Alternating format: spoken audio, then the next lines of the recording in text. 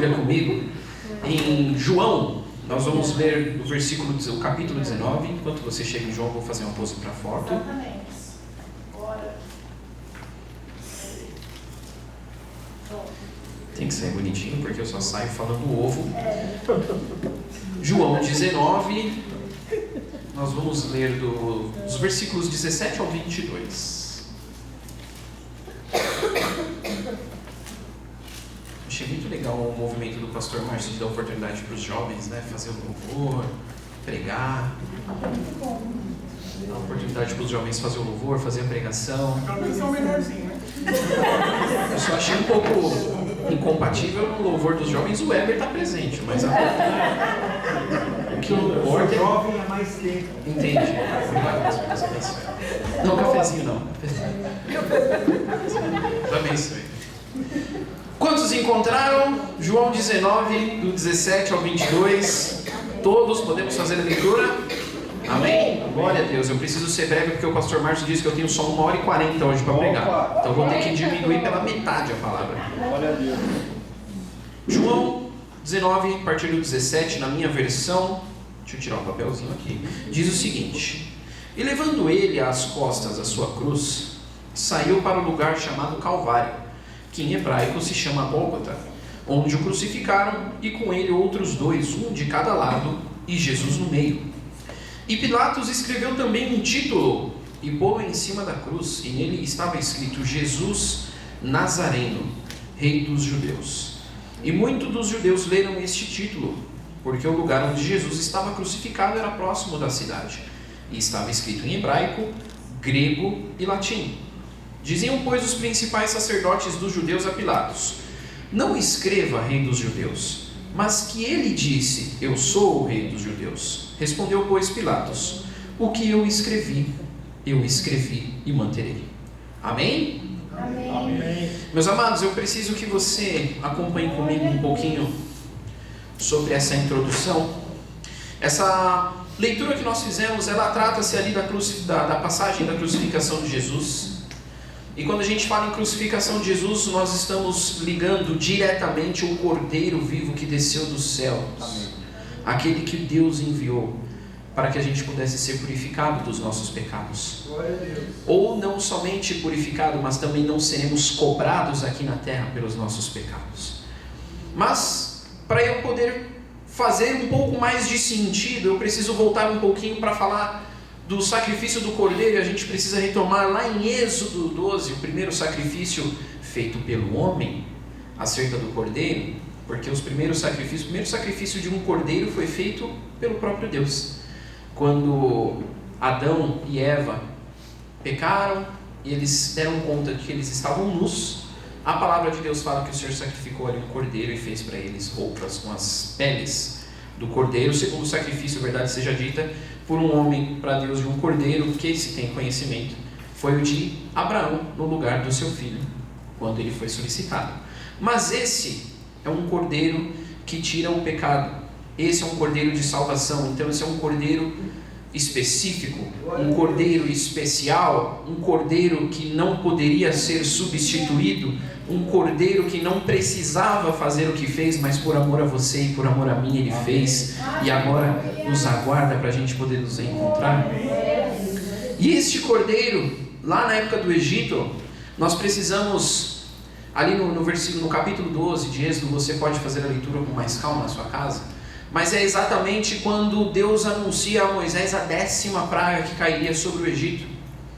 Quando o povo foi escravizado, o povo judeu, ficaram 400 anos, e Deus chegou, levantou Moisés e disse: Vou libertar o meu povo da escravidão do Egito. Mandarei 10 pragas sobre o reino do Egito, o faraó endurecerá o seu coração, mas no final nós seremos vencedores. Eu quero dizer para você, meu amado, que não importa por quantas dificuldades você passa, se Deus está com você, no final você vai ser o vencedor. Não importa quantas pragas Ele precise mandar, o que importa é o final da história. E o final da história a gente já sabe, mesmo que a gente não esteja nela, você é mais do que vencedor em Cristo Jesus, amém?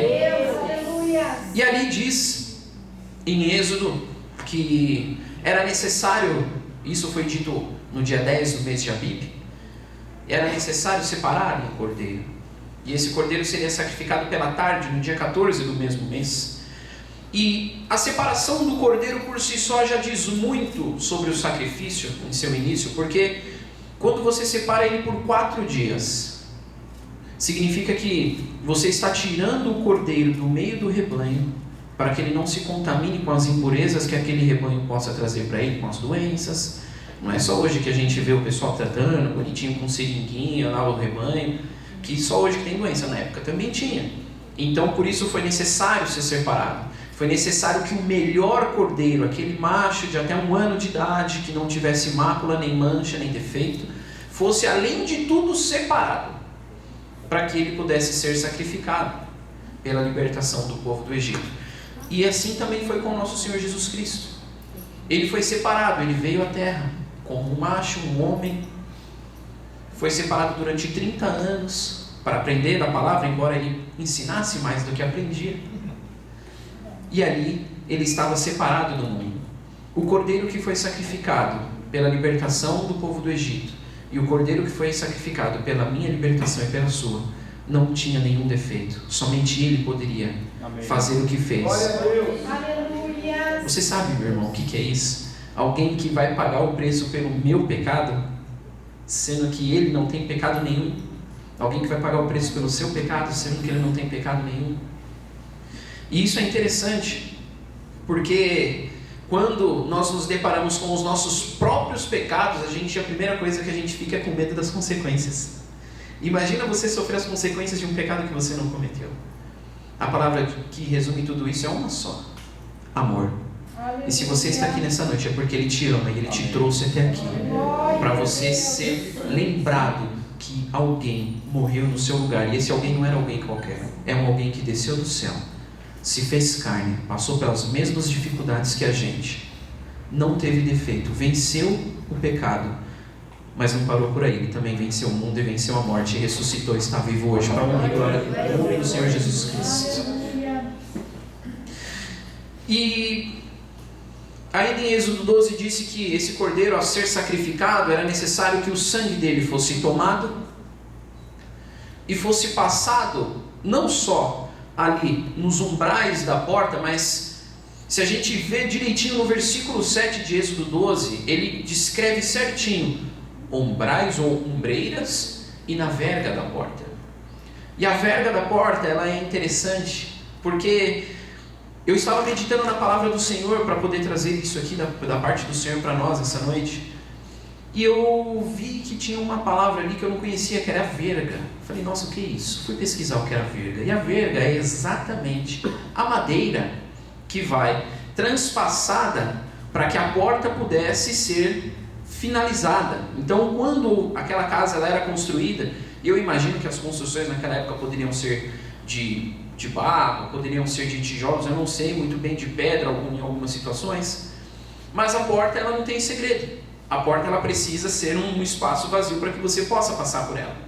Então ela era construída de um lado, de um outro, e ficava um vão no meio daquele espaço, até que chegava uma certa altura. Para que pudesse ser fechado o telhado, colocava-se ali uma madeira para que servisse de apoio a toda a estrutura que vinha de cima para baixo. E na palavra fala direitinho no versículo 7 de Êxodo 12 que o sangue também deveria ser passado na eira. E a primeira coisa que eu aprendo com tudo isso é que o sangue derramado no cordeiro, se ele não for aplicado, ele não tem valor. O sangue já havia sido derramado, o cordeiro já havia sido sacrificado, o sacrifício ou corban em hebraico já havia sido consumado, o sangue estava disponível, mas se ele não fosse aplicado, nada disso teria acontecido. Nada disso poderia ter sido feito, por mais que o Senhor tivesse feito a parte dele. Então quer dizer, meus queridos, que a nossa parte é simplesmente aplicar o sangue que já foi vertido por mim e por você. O cordeiro já foi morto no meu e no seu lugar. Ele já foi enviado, ele já sofreu, ele já foi sacrificado. E o sangue já está disponível, nós precisamos apenas aplicá-lo. E a eira, a verga ela é o único pedaço de madeira, e ela ficava na parte de cima da porta. E eu achei interessante porque quando você deve aplicar o sangue, nas laterais e na parte de cima, sendo a parte de cima de madeira, mas você não aplica no chão, eu aprendo que para que a gente possa ser reconhecido como alguém protegido e lavado pelo sangue, não devemos olhar para baixo, devemos olhar para cima. E o sangue precisa escorrer na madeira. Então todas as coisas da Bíblia, quando a gente passa a fazer uma meditação, elas fazem sentido. Ela precisou ser passada na verga da porta. O sangue precisou escorrer na madeira. A madeira que vinha de cima para baixo, o sangue que vinha de cima para baixo. E só aí havia proteção naquela casa. Você está aplicando o sangue do Senhor na sua casa, meus amados? Nós estamos aplicando o sangue que já foi derramado e o sacrifício que já foi feito em nosso lugar? O sangue já está aí.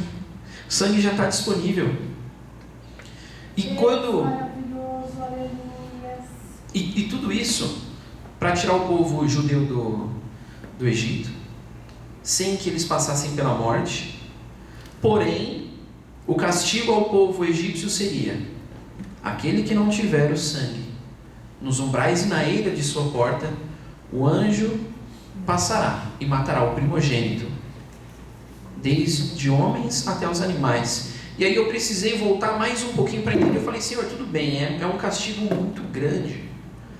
Por si só, a perda de um filho ou a perda de um primogênito, por mais que você tenha 20, 30 filhos que seja, a perda de um deles, para quem é pai, para quem é mãe, é muito dolorosa.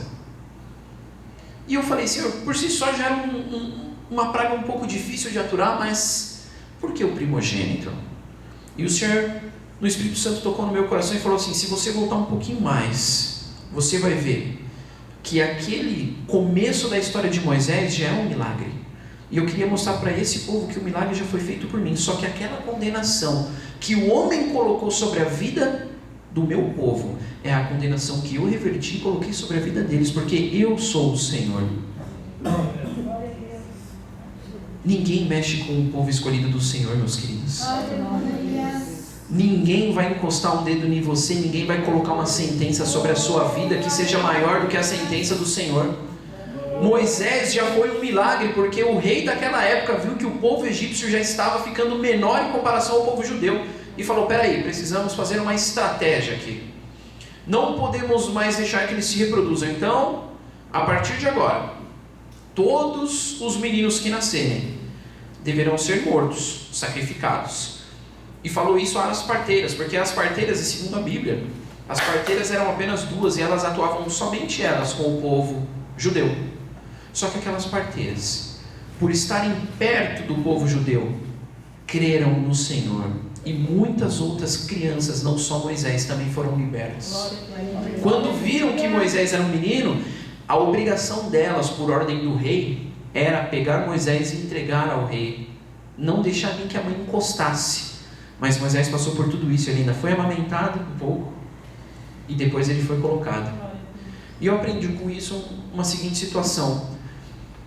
Aquelas duas parteiras eram pagãs, eram pessoas que acreditavam em diversos deuses, mas só pelo fato de estarem ali prestando um serviço para o povo de Deus, passaram a temer o rei, passaram a temer o Deus Todo-Poderoso, o grande eu sou. E eu quero dizer para você nessa noite, meu querido, Espírito Santo de Deus manda dizer que Ele vai colocar pessoas na sua vida, pessoas que você não vai entender o porquê que estão entrando na sua vida, pessoas com problemas, pessoas com dificuldades, mas essas pessoas estão entrando na sua vida, porque eles precisam saber quem é o Deus que habita no seu meio. Eles precisam daquilo que você tem. E como você vai convencê-lo de que aquilo que você tem é melhor do que aquilo que ele tem? Simplesmente sendo um cristão mostrando: olha, eu apliquei o sangue nas ombreiras e na verga da minha casa, então eu estou livre dessa maldição. E o mais interessante de tudo isso é que o Senhor Jesus Cristo, ou o Senhor Deus, quando deu essa palavra a Moisés, Ele não fez acepção de pessoas nenhuma. Ele não falou assim: olha, vocês vão passar o sangue, mas não é para deixar esse povo egípcio sem vergonha entrar aí não, na casa de vocês, hein? Não falou isso. Não é para deixar ninguém que não seja judeu entrar aí. Não falou isso. Não tem isso escrito na Bíblia em lugar nenhum. Ou seja, o sangue foi derramado por todos. O sangue vertido é para a salvação da humanidade inteira, meus amados. Você tem direito de aplicar esse sangue na sua casa e chamar quem você quiser. Chame a sua família para entrar nessa casa junto com você. Chame aqueles amigos que você gosta, que não conhecem o Senhor Jesus Cristo, para entrar nessa casa junto com você. Isso já é aplicação do sangue. Porque se você tivesse chamado pessoas para entrar nessa casa com você e não tivesse aplicado o sangue, vocês também teriam prejuízo. Então isso também é aplicação do sangue. Nada mais é do que a certeza da salvação. Quando o Cordeiro entrou naquela cruz, ocupando o meu e o seu espaço, porque isso é uma outra pregação, mas a cruz não tinha a medida de Jesus. A cruz não tinha sido feita no tamanho de Jesus. Significa que não era para ele, era para mim, era para você. Mas ele tomou o nosso lugar, e quando ele derramou aquele sangue naquela cruz, quando escorreu no madeiro, assim como escorre nas vergas da nossa porta, a salvação foi derramada sobre a minha, sobre a sua vida, sobre a vida dos dois bandidos que foram crucificados. Só que a diferença é que um deles aproveitou o sangue escorrendo na madeira e aplicou na sua vida, o outro não. O que nós estamos fazendo com o sangue que foi derramado por mim e por você? Deus é o justo juiz, meus queridos. Se alguma palavra foi lançada contra a sua vida, Ele reverte nessa noite em salvação, em bênção. E toda maldição lançada contra você vai voltar para aquele que fez. Aleluia. Foi assim que aconteceu com o Faraó. Ele perdeu o filho dele. E não só perdeu o filho dele, perdeu algo que hoje em dia é difícil da gente conquistar. E quando a gente conquista é difícil de se manter, que se chama credibilidade. Porque por 9 vezes ele achou que ele tinha vencido o Deus Todo-Poderoso com uma mentirinha. Ó Moisés, chega, fala para o seu Deus aí que eu vou libertar vocês, para vocês ir lá fazer a oferta de vocês, mas fala para ele parar com esses negócios aí. Aí Moisés ia lá, Senhor, olha, ele falou, e beleza, e parou, e tudo certo. Mas quando a gente fala de morte, só tem um que é capaz de reverter a morte. E não é com mentira que se reverte, é com a verdade. Só tem uma verdade capaz de reverter a morte, meu querido, que é estar neste Cordeiro que se entregou por mim e por você. E mesmo tendo sido morto pelo meu e pelo seu pecado, Ele está vivo. Ele está vivo e vai viver para sempre, para toda a eternidade. E mais do que isso, Ele intercede por mim e por você. O sacrifício que Ele fez é lembrado a cada instante quando a gente ora e pede alguma coisa, porque a palavra de Deus nos ensina que Ele está à destra do Pai e com gemidos inexprimíveis Ele mostra: Pai, atende o pedido da Vanessa, olha o que eu fiz por ela. Glória a Deus. Olha, Pai, marca de espinho na cabeça. Glória a Deus. Foi por isso que eu fiz isso. Atende o pedido da Vanessa, atende o pedido do Ricardo, atende o pedido do Ever, Pai. Eu já passei pelo que ele está passando e a gente sabe que lá embaixo é difícil. E ele precisou se fazer carne, porque lá no céu não tem dificuldade, lá no céu não tem dor, lá no céu não tem tormento. E quando a gente ora e fala: Pai, eu estou com medo, eu preciso da sua mão, eu estou necessitado. E aí Deus ouve e fala: ele está com medo, não sei o que é isso. Aí Jesus fala: Pai, medo, lembra quando eu orei lá no Getsemane e eu suei sangue? Aquilo é um sinal de medo. Então realmente o medo muitas vezes controla a vida das pessoas. Assim como eu orei para o Senhor, eles também estão orando: Pai, eu sei o que eles estão passando, acorde o seu filho, porque o que ele tinha que passar eu já passei. Glória a Deus. Esse é o Deus que está neste lugar nessa noite, meus amados. A presença dele neste lugar é muito forte. Um outro versículo que me intriga bastante é o versículo 11 de Êxodo 12, quando Moisés recebe a ordem do Senhor de que o cordeiro deve ser servido e eles devem comer o cordeiro com os lombos cingidos, com as sandálias nos pés, com o cajado na mão e de forma apressada. E eu falei: ué, Senhor, mas se o Senhor ia passar naquela noite ali com um anjo de morte e eles já sabiam que ele ia sair do Egito e estava tudo certo, Por que eles tinham que estar vestidos? Não era um momento de comemoração? Não era um momento que a pessoa tinha que colocar a sua melhor roupa? Não era um momento que a pessoa tinha que estar confortável por ter certeza que a salvação ia estar ali na porta da casa dela através do sangue vertido? E o Espírito Santo de Deus me falou: todas as vezes que eu dou uma direção para você seguir, é porque eu vou mudar a história da sua vida. Glória a Deus. Portanto, todas as vezes que eu te der uma direção, apresse-se, porque eu estou mudando a história da sua vida. Quantos estão tendo a vida mudada nessa noite através da palavra do Senhor? Glória a Deus. Só que tem um porém.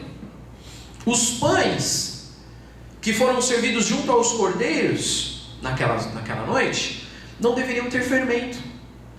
Deveriam ser pães asmos. Poxa, mas o que tem a ver? Por que não pode ter fermento? Simples. Porque o pão sem o fermento, ele demora mais para crescer. O fermento é algo que nós humanos colocamos no pão para apressar um processo que deveria ser natural.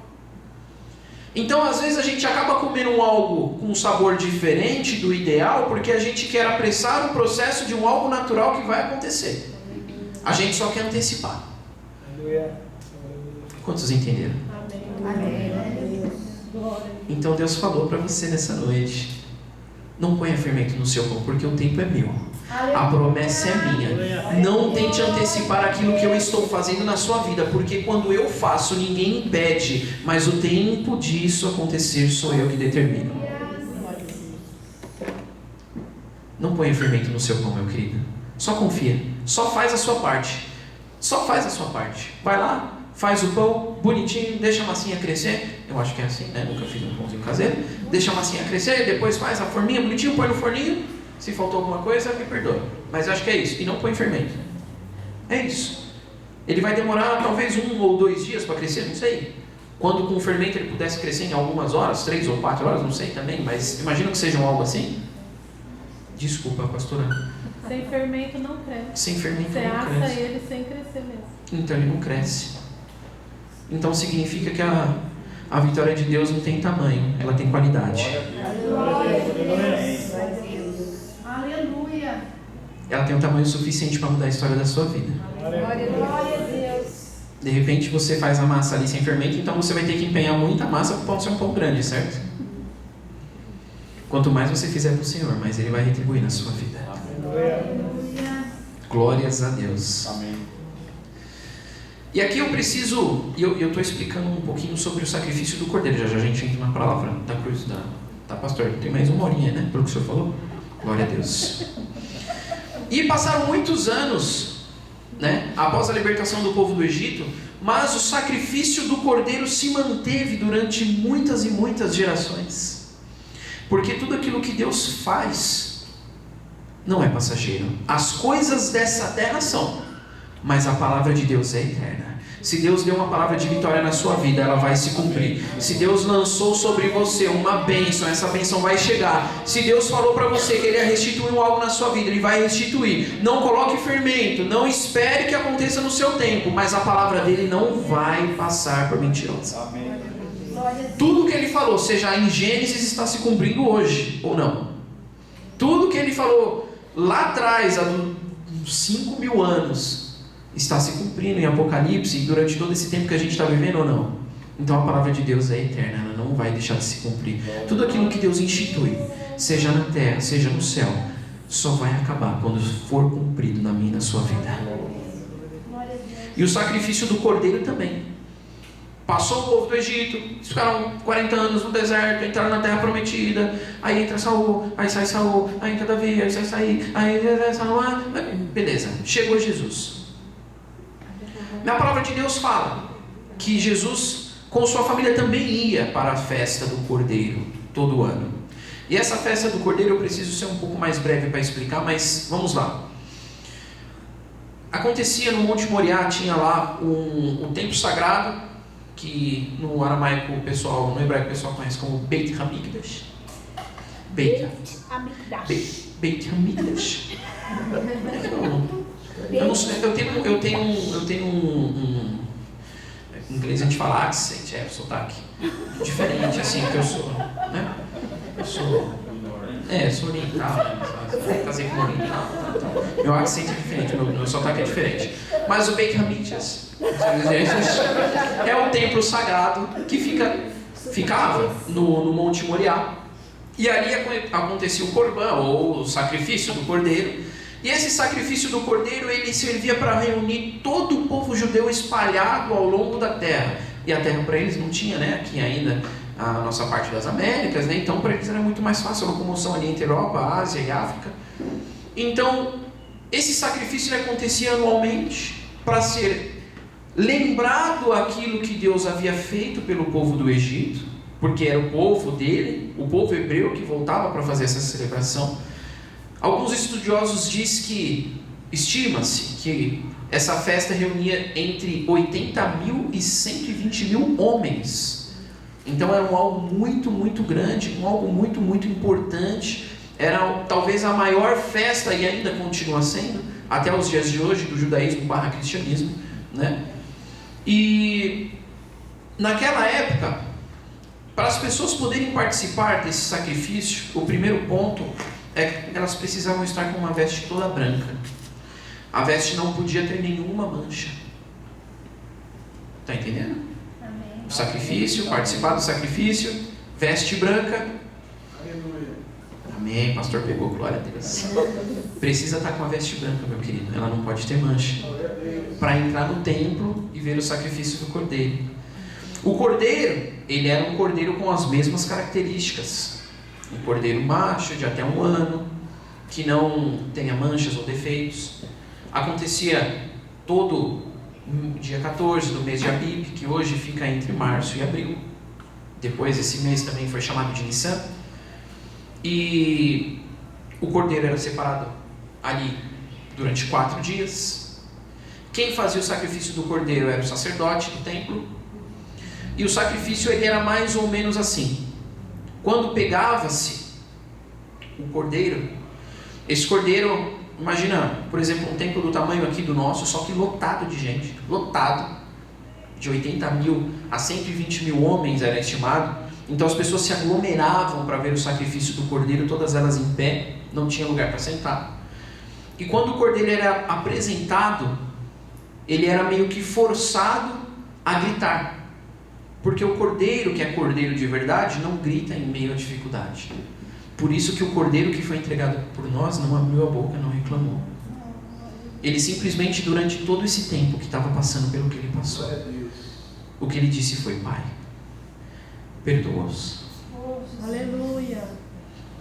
Aleluia. Aleluia. Glória a Deus. Glória a Deus. Glória a Deus. Perdoa-os, porque eles não sabem o que fazem.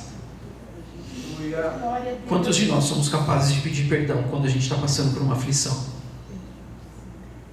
Quando a gente está sendo afligido, e muitas vezes de forma injusta. Quantos de nós somos capazes de pedir perdão por aqueles que estão nos acusando? Cordeiro que é cordeiro não berra, cordeiro que é cordeiro não faz barulho, cordeiro que é cordeiro somente chora. Aleluia. Cordeiro que é cordeiro somente chora. Aleluia. E o cordeiro era apresentado no templo e ele era forçado. O sacerdote segurava ele como se fosse numa posição de mata-leão, que a gente pode utilizar essa expressão hoje em dia, na época não tinha, pelo pescoço, e o forçava toda vez que ele dava um passo. E o cordeiro não berrava. Se o cordeiro berrasse, o sacrifício era cancelado. Mas se o cordeiro não berrasse, o sacrifício continuava. E a partir do momento que o cordeiro era apresentado àqueles 80, 120 mil homens, palavras eram entoadas ao Senhor, o Deus Todo-Poderoso, palavras de glória, palavras de exaltação. E aquele cordeiro era pegado pelas 4 patas, levantado. E todos viam que o cordeiro não tinha nenhuma mácula, nenhuma mancha, que o cordeiro era perfeito. Por isso que o Senhor Jesus Cristo foi pregado. Faz sentido? Foi pregado no alto, para que todos pudessem ver que ele estava ali, mas ali não era o lugar dele, era o meu lugar. Glória a Deus. Ele era levantado para que todos pudessem ver que ali não tinha nenhum pecado. E quando o cordeiro ele era levantado, todos viam que ele não tinha pecado, para que você pudesse derramar sangue do do cordeiro, porque era o sangue, o sacrifício do cordeiro pascal era o sangue, o segredo era isso, e o sangue significa vida. Então era passada uma lâmina aqui na jugular do cordeiro, e quando essa lâmina era passada na jugular, o cordeiro começava a espirrar sangue. No meio do templo, aonde acontecia o ritual, como se fosse um púlpito, existia um local de pedra, e neste local de pedra colocava-se uma bacia. O cordeiro girava, o sacerdote pegava o cordeiro pelas patas traseiras e girava ele 7 vezes no sentido horário, até que o sangue todo fosse derramado. Sentido horário quer dizer o tempo. Quando é em círculo, significa que é eterno, porque não tem começo nem fim. Ou seja, o sacrifício do cordeiro que desceu do céu, por mim e por você, é eterno. Ele já aconteceu antes da gente estar aqui e vai continuar acontecendo mesmo que a gente não esteja. É um sacrifício de salvação para a vida eterna. Por isso que o sangue, simbolizando vida, era derramado ali, um sacrifício eterno. E o número 7, que é o número da perfeição perante a Deus. 7 vezes, em sentido horário, o sangue era derramado. A partir daquele momento, o sangue não poderia ser tocado, porque se ele fosse tocado por um homem, por mais que fosse o sacerdote, ele estaria contaminado. Então, dessa forma, o que acontecia? O sacerdote pegava uma flor, uma planta, chamada hisopo, que ela tem características esponjosas, e no Salmo 51 fala, purifica-me com hisopo, 51:7 fala, purifica-me com hisopo e ficarei limpo. Então ele pega o hisopo e mergulha no sangue, só que a partir do momento que ele mergulha o hisopo no sangue, ele também não pode pegar o hisopo, porque o hisopo está em contato com o sangue. Então, para tirar de lá o hisopo, o que ele fazia? Ele pegava uma madeira, um cabo de madeira, fincava no hisopo, o mergulhava mais ainda no sangue e o levantava, para que todos vissem que o sangue do cordeiro havia sido derramado em favor de purificar os pecados dos que estavam presentes ali. E todos viam que o sangue estava escorrendo na madeira. O sangue que purifica o pecado precisou ser derramado e precisou escorrer na madeira. É o sangue que te purifica? É o sangue que foi derramado por você? Quando o sangue era derramado e ele escorria na madeira, o sacerdote o fazia assim, na direção das pessoas. Jogava o sangue para que eles pudessem ter uma gota que seja mínima na sua veste branca. E quando aquelas pessoas que estavam ali tocavam, o sangue tocava na veste branca daquela pessoa, quando essa pessoa voltava para casa, ela dava uma grande festa, porque aquilo simbolizava que Deus perdoou os pecados daquela pessoa através do sangue do cordeiro derramado. Quantos entenderam o sacrifício do cordeiro aqui? Amém? Posso entrar na palavra? Amém. Mais 40 minutinhos eu termino. E foi necessário explicar toda essa introdução para você, porque senão a palavra não ia fazer sentido. Aleluia. A placa que nós lemos estava escrito Yeshua et Nazaré, Melech Yehudim, Jesus de Nazaré, o rei dos judeus. Só que essa placa, ela era escrita em 3 idiomas, grego, latim e hebraico. O grego era o inglês da época, então em diversos outros locais, a partir do grego as pessoas se comunicavam. Paulo, por exemplo, falava em grego, ele pregava muito em grego em outros locais, e isso era escrito na placa. Só que essa placa ela tinha 3 furos, um em cada ponta dela, na parte superior e no meio. Os 2 furos de cada ponta era para que essa placa fosse colocada no pescoço do condenado, para que enquanto ele fosse passando no caminho do Calvário até a crucificação, até o local da crucificação, as pessoas o olhassem e soubessem ou sabiam pelo que ele estava passando para sofrer aquela condenação. Porque a condenação de crucificação era uma condenação romana, ou seja, era uma crucificação da mais alta cúpula que administrava aquela região, ou seja, era uma pena máxima capital, porque era a própria vida da pessoa que ia ser perdida por conta de um delito que ela cometeu. Então, ia assim na placa: este roubou, este é ladrão, este é homicida. E na placa de Jesus estava escrito: Rei dos Judeus. Glória a Deus. Só que nós sabemos que a história de Jesus não é como uma história de um bandido que foi crucificado junto com ele. Jesus, durante toda a Via Crucis, durante todo o caminho, ele foi sendo açoitado, ele foi sendo chicoteado, ele foi sendo chutado, cuspido. E isso nós conseguimos ver porque certa vez Simão Cirineu teve que ajudá-lo a carregar a cruz, porque ele não tinha condições, ele já não aguentava mais com o peso da cruz. E eu imagino, queridos, e aqui eu vou precisar parafrasear. E como isso não está na Bíblia, mas eu tenho certeza que aconteceu, eu preciso que você imagine o que eu vou dizer e se coloque nessa situação, se for preciso. As pessoas, para poderem participar do sacrifício do Cordeiro, vinham de longe, vinham de outros países, vinham de regiões distantes de Jerusalém.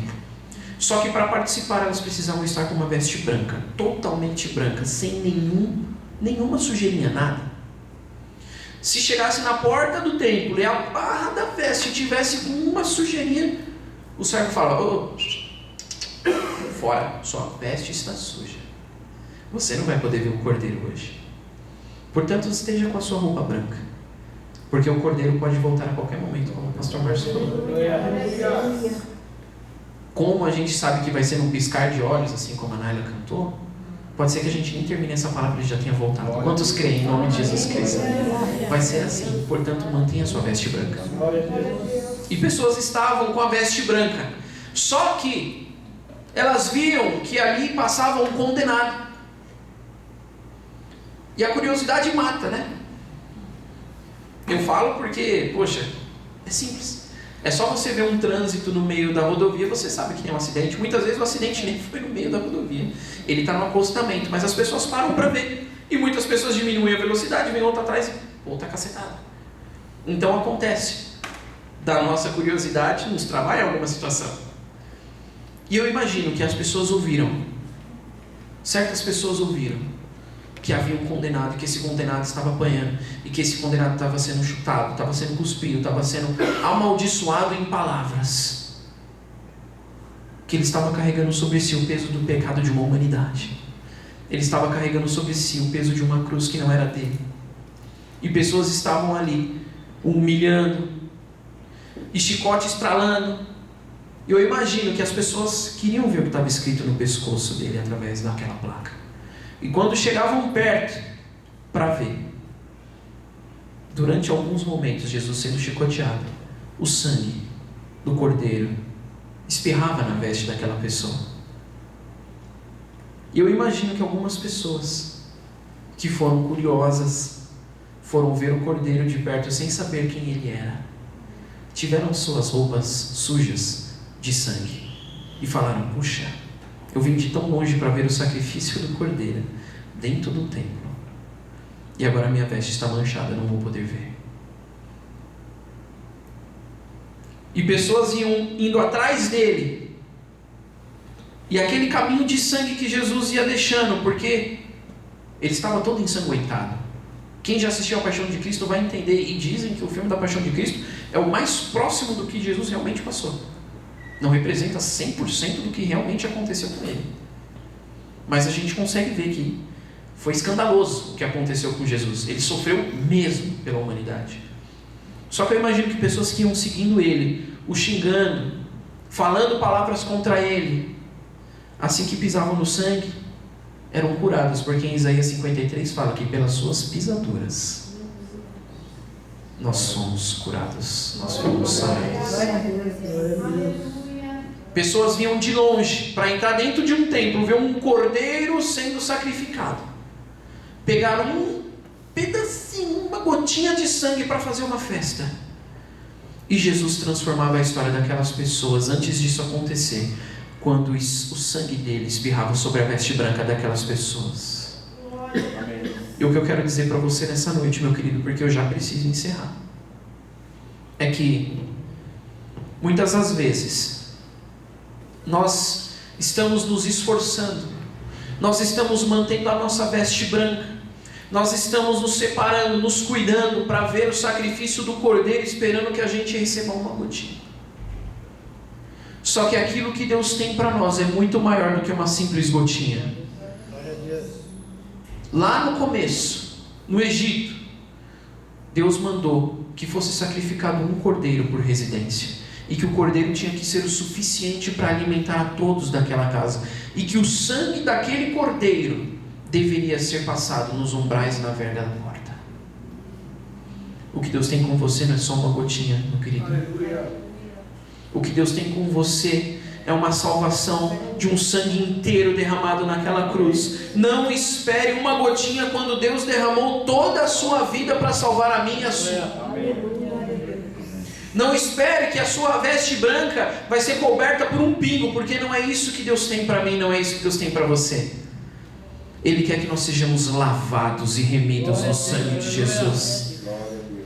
E o mais impressionante de tudo isso, nossas vestes estariam cheias de sangue, mas mesmo assim continuariam sendo mais salvas do que a neve, porque o sangue é um sangue que purifica, não é um sangue que suja. E quando a gente leu aqui, no 22, respondeu Pilatos: o que eu escrevi está escrito e não será mudado.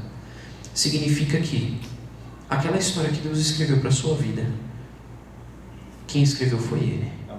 As pessoas estão tentando mudar a história daquilo que Deus fez para você. Escreve lá que Ele disse que Ele é o Rei dos judeus. Não, Ele é o Rei dos judeus, e o que eu escrevi está escrito. E assim diz o Senhor para mim e para você nessa noite: o que eu escrevi no livro da sua história, quem escreveu fui eu, e não será mudado. Por mais que as pessoas tentem mudar, a sua história fui eu quem escrevi. Se coloque de pé nessa noite.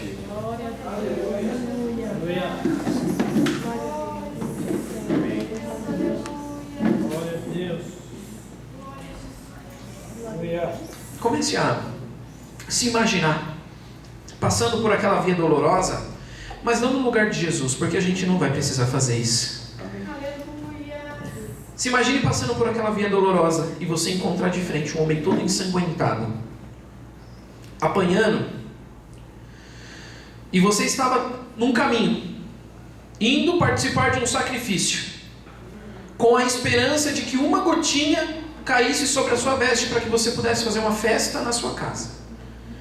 E quando você se colocava a ler a placa no pescoço daquele homem, você lia que lá estava escrito: Yeshua de Nazaré, Melech Yehudim, Jesus de Nazaré, Rei dos judeus. E o sangue daquele rei espirrava sobre a sua veste. Qual seria a reação que você teria naquela hora? Se você se conectou com essa palavra, você se conectou com Deus, pode falar com Ele. E a reação que você tivesse naquela hora, você pode ter agora, porque você é livre para falar com o Pai. O sacrifício no seu lugar já foi feito. O sangue que estava sendo derramado ali era pelo meu e pelo seu pecado. A vida daquele homem estava entregue nas mãos do mundo para que a nossa vida pudesse estar entregue nas mãos de Deus essa noite. Portanto, fala com Ele. Você teve um encontro com Ele nessa noite. Você veio, você o cultuou, você participou do memorial que Ele estabeleceu. E agora você pôde vê-lo derramando o sangue dele sobre a sua vida. O sangue dele que já foi derramado, colocado nos umbrais na verga da sua porta. Pode falar com Ele que Ele está aqui. Ele está aqui, Ele está passando por aqui. Só que eu tenho uma notícia para você. Enquanto você fala com Ele, eu tenho uma notícia para você. Ele morreu na cruz, Ele entregou a sua vida pelo meu e pelo seu pecado. Depois de 3 dias Ele não estava mais morto, Ele ressuscitou e hoje vive à destra do Pai, à sua direita, intercedendo por mim e por você, pelos nossos pecados. Ou seja, o sangue dele no sentido horário 7 vezes, a salvação que Ele teve lá por nós lá atrás, há 2023 anos atrás, é a mesma ainda hoje. Ele continua libertando, Ele continua salvando através do seu sangue, Ele continua pedindo ao Pai que nos perdoe. Vai falando com Ele nessa noite, porque Ele está aqui. Só que não espere vê-lo ensanguentado. Não espere vê-lo com as vestes rasgadas. Não espere vê-lo com uma cruz nas costas, porque Ele venceu a morte.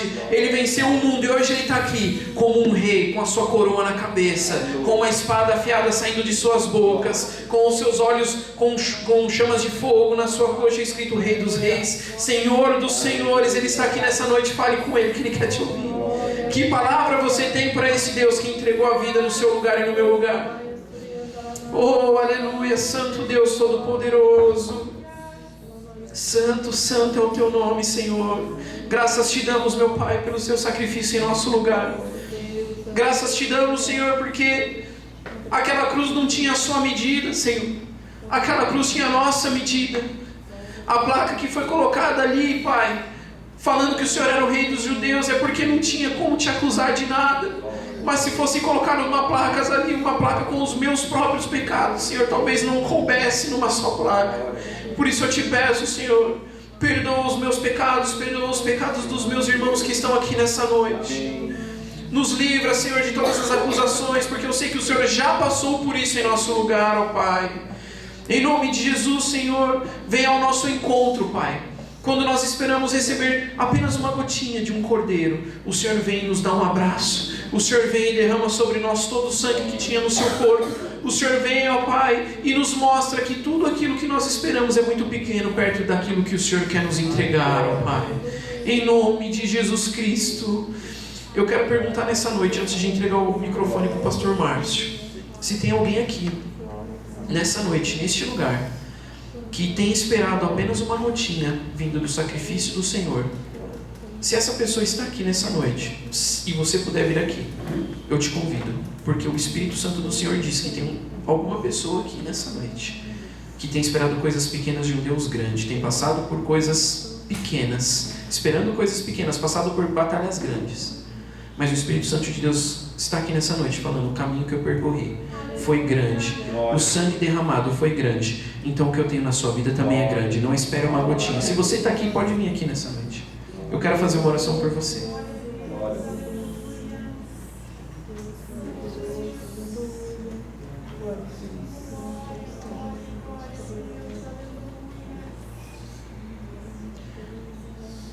Se você estiver aqui, pode vir.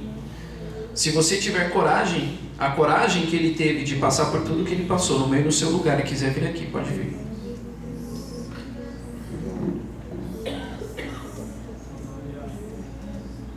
Há alguém aqui essa noite que queira mais do sangue de Jesus e tem esperado somente uma gotinha vindo por parte dele? Deus Todo-Poderoso, graças te damos, ó Pai, porque hoje foi uma noite de memória ao teu sacrifício feito por nós. Graças te damos, Senhor, porque enquanto o mundo espera que o coelho da Páscoa os tragam ovos e chocolate, nós esperamos que o nosso Deus, que se entregou em nosso lugar em forma de cordeiro, que renasceu como um leão, venha e nos busque e nos leve para a sua casa, Pai. A nossa esperança não está em coisas deste mundo, a nossa esperança está em coisas eternas, em coisas do céu, em coisas da eternidade, onde o Senhor falou que já nos preparou uma morada, ó Pai. E é contigo, Senhor, que nós queremos morar o resto da nossa vida, Pai.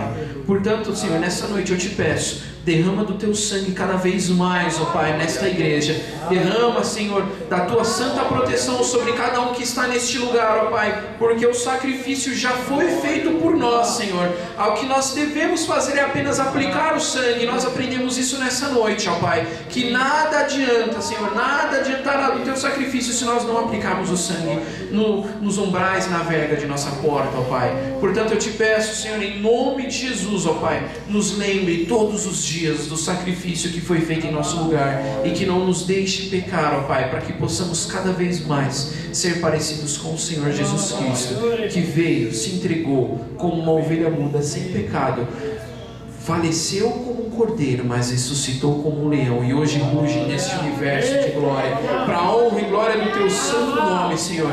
E é neste leão que nós acreditamos, ó Pai, que nós Estamos protegidos. O Rei de toda a selva deste universo nos protege porque Ele se entregou em nosso lugar. Essa é a Tua palavra, Pai, que nunca volta vazia. Em nome do Pai, do Filho e do Espírito Santo eu agradeço. Amém.